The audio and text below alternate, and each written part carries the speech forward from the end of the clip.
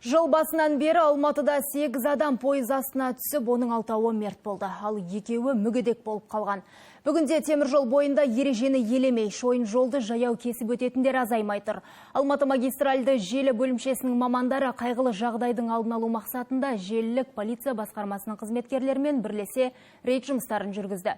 Ол үшін Алматы қаласы мен облыс аумағындағы апатты жағдайлар жиі болатын орындар таңдалып алынды. Қазір онда қауіпсіздік қаншалықты ескерілген? Ұлағат Арғын біліп келді.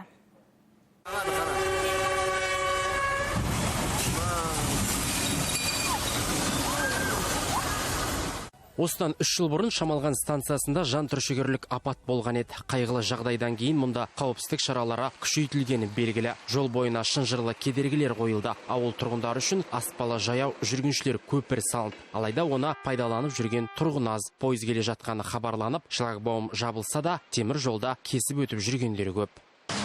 Мостпен өтпейсіз? Сіздер үшін әтейін мост салынды ғой. Мостпен өтіп керек ғой. Через мост надо переходить, женщина. Здесь нельзя, здесь опасно.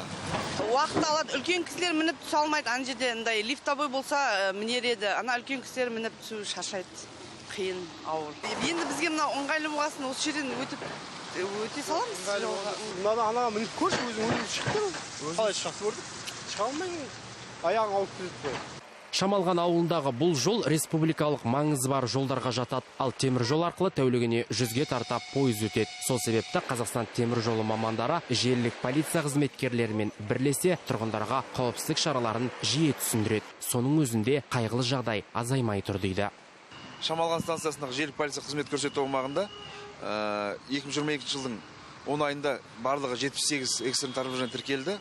Оның ішінде 5 фактісі адам басу фактісі тіркелді.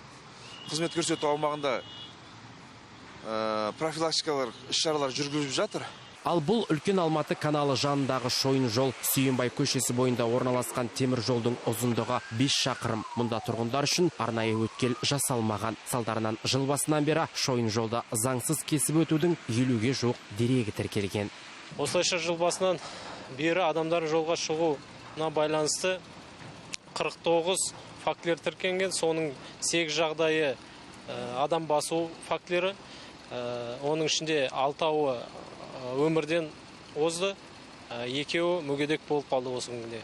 Қайғылы жағдай көп жағдайда ережені ескермегеннен болады дейді мамандар. Уақытты үнемдеу үшін адамдар пойыз астынан өтеді. Одан қалса құлағына құлаққап киіп, ұялы телефонға есі кеткендер жоғары жылдамдықпен келе жатқан пойызда байқамай қалады екен. Бұл ретте желілік полиция қызметкерлері түсіндіру жұмыстарының жиі жүргізілетінін айтады. Ұлағат Арғын, Ернат Болатбек, Алматы телеарнасы.